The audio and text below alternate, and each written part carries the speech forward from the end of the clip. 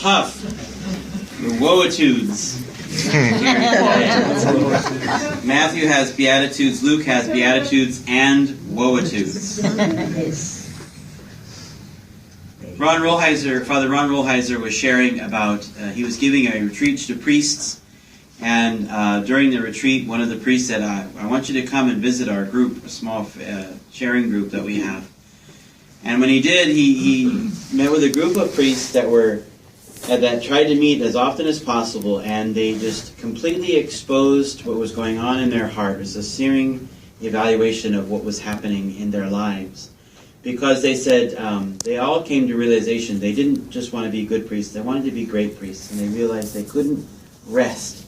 They had to, every week or every day, they had to continue to pry open, what's going on inside and not let anything just kind of go by the wayside.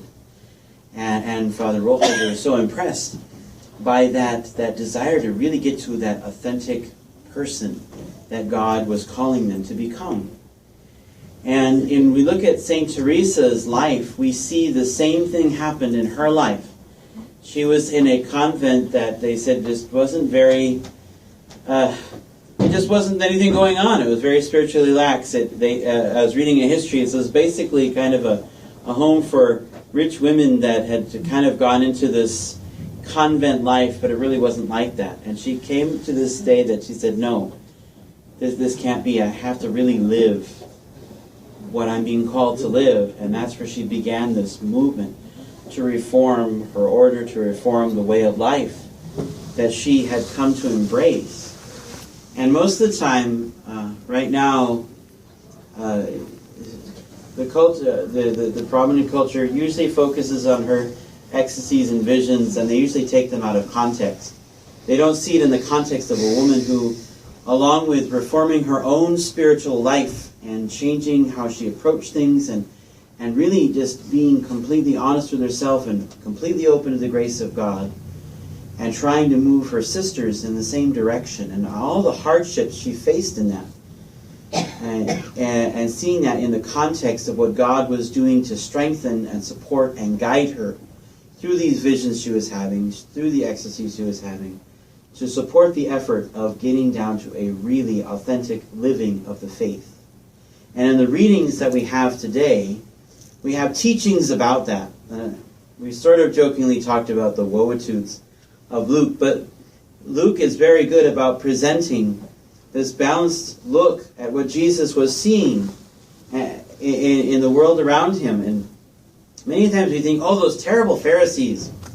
Well, they weren't terrible. They just were getting focused on the wrong thing. And so Jesus was constantly calling them to the deeper part of what they were doing. That everything that they do on the outside has to flow from this internal conviction that happens when you have this relationship with God. And he wasn't seeing that. That if you're going to put these things before people to accomplish, that you have to be engaged in doing them yourself. And one of the wonderful things about Pope Francis is not that we see someone who is doing that himself and encouraging all people to do that. We're seeing him kind of light a fire under his brother priests and bishops to do the same thing. There was a funny story we had in seminary about, this pastor met with his young associate because he wasn't getting very involved in parish work.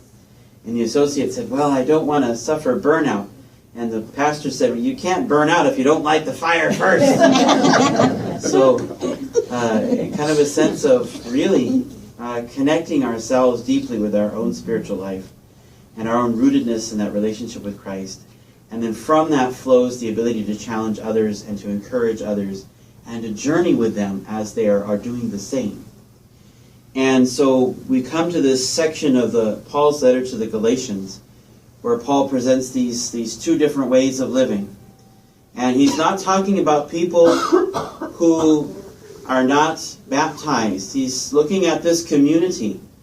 And he's looking at people who have been baptized, initiated into the community, but aren't really living as if they were. And in some ways, it's even worse. Than having someone who's been baptized or initiated into the community, and they're living as if that had not happened, than someone who had not had any contact with any of the evangelization or the the apostolic witness.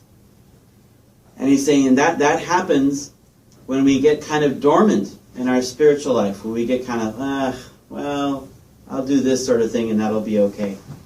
And he's saying, no, we have to, by being connected deeply to the Spirit, we're on fire for something. We're on fire to share the love of Christ. And it's a fire that just seeps into our bones and flows out of our pores. And interestingly enough, St. Ignatius takes this passage to develop his own spirituality, the discernment of spirits, to see, is it the Spirit of God that is moving someone, or is it something else?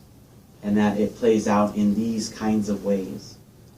And so these texts are rich for us, because it helps us say, what's the quality of my own spiritual fire?